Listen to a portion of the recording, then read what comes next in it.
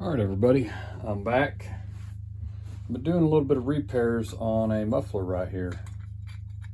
I decided to bring you in after I got some of it done. I'm not going to show you all of my welding just because some of it's going to look pretty rough because this is like not even 16 gauge.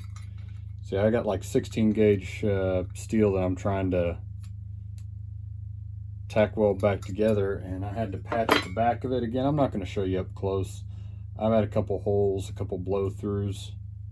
I fixed this section right here where that whole side was spiderweb cracked out.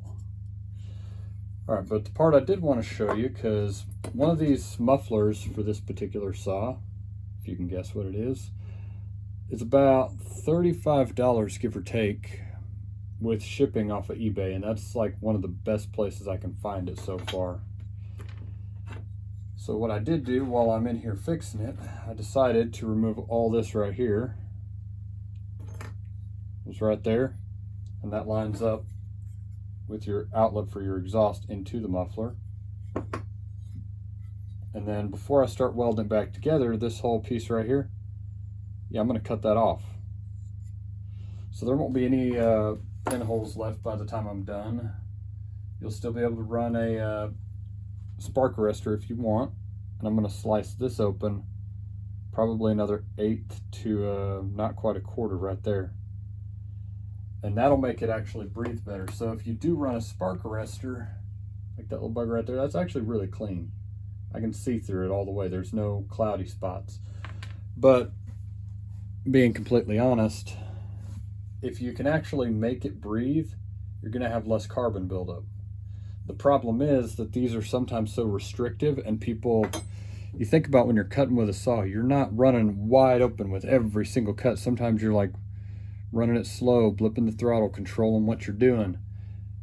Well, if you don't have all that pressure from wide open throttle to push the carbon out the tiny little orifices that it's supposed to breathe through, it's not really going to start breathing very well. It's going to allow the carbon to build up, kind of like this little bugger right here. I don't know if you can really see that. Let me get some more light on it.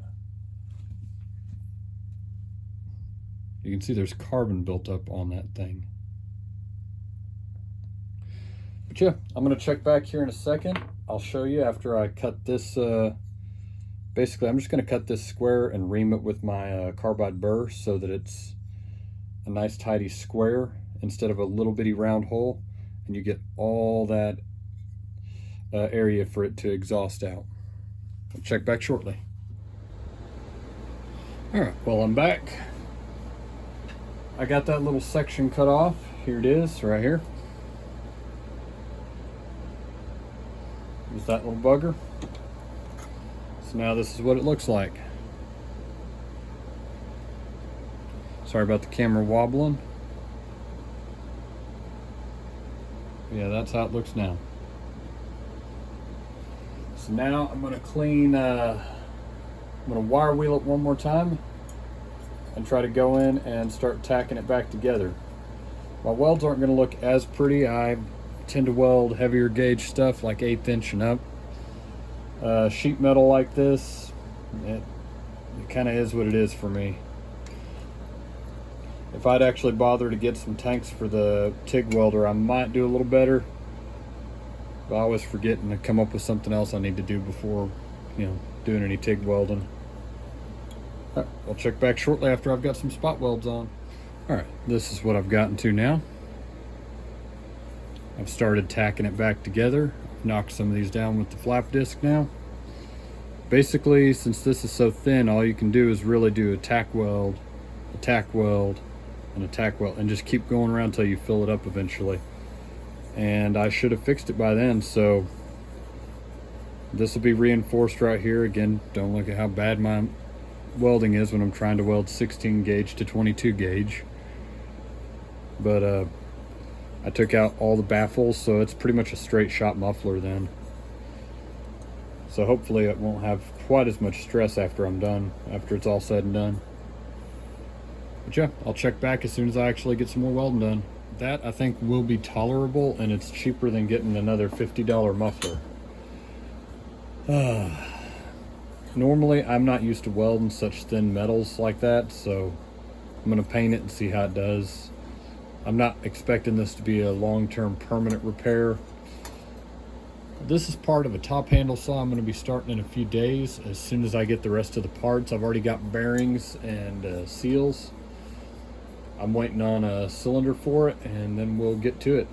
I did want to open the muffler up a little bit, but that wasn't my main concern. My main concern was the fact that this whole section right here is all cracked out.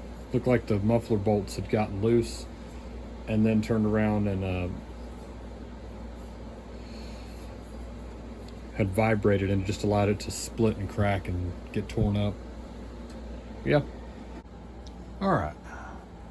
Well, that right there is my MS290 / MS390 with the opened up muffler, gutted muffler, a 25-inch bar with a brand new OEM tip for it. I'm going to be giving that a shot here in a minute. I'm going to get the misses out, and we'll I've got one stick of wood left that I can use on the pile for a test cut, and then I need to go cut some more wood. I've got close to 3.5 brick of wood. Here is my MS661 with the West Coast foam filter on it. I still haven't got that cover yet. Drat. For the program report on the side, but we can get that coming soon.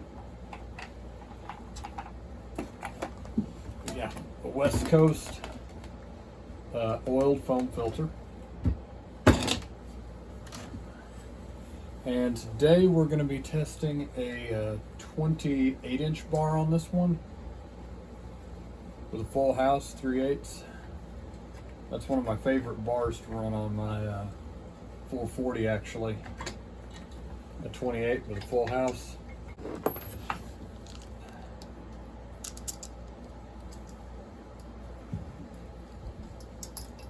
This will be my first test cut with a 661.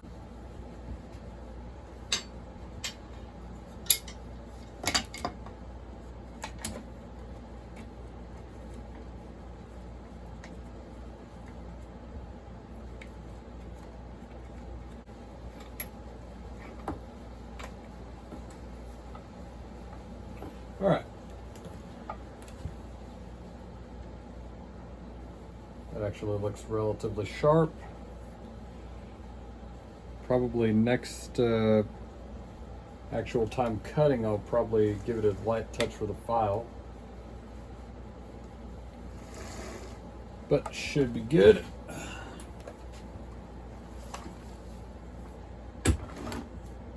As previously stated, an oiled filter right there. It seems to be running really good with it. So we'll put that back on. And we're ready to rock and roll. Things that I'm kind of liking about this, outside of the fact I think it feels bigger than a 660. I could be wrong. I'll need to bust out my 660 and give it a comparison. I like the momentary kill switch. I like kind of the ergonomics of it. I never tried it without a wrap handle. I kind of like the balance. We'll give it a shot in a minute.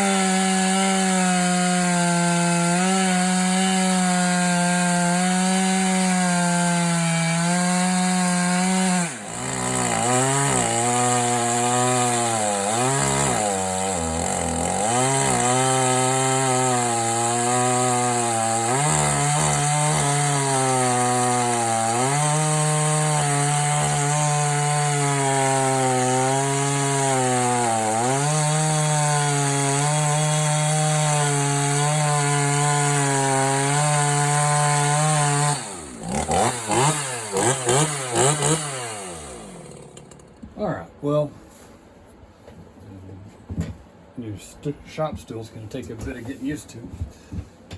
Alright. Well, you should have seen the test cuts in the last clip. I'm putting them up for right now. This thing seems to pull a 28 pretty good. I'm going to see how it pulls a 36 next Saturday. Today is Sunday. So this coming Saturday, I want to see how she does. And I'll take my my OG 660 and we'll kind of compare them and contrast them just a little bit. There we go. Get off there. There it is.